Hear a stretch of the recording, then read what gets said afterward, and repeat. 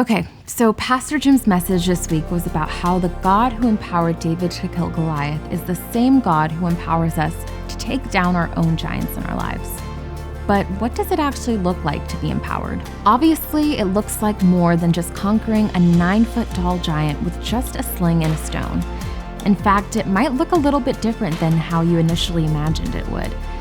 It's easy to hear stories like David and Goliath and compare them to our own life, and then associate words like empowered with it. And then we start to believe that we'll be able to slay our own giants with the same swiftness and impact. I don't know about you, but I've found that whenever I face challenges, whether that's relational conflict that I'm going through or ongoing sin that I can't seem to shake, being empowered in those circumstances hardly ever feels like instantly slaying a powerful giant. At least it doesn't in the moment. That isn't to say that God can't work swiftly and strongly to defeat our own giants, but I'm finding that generally the process of empowerment isn't that glamorous.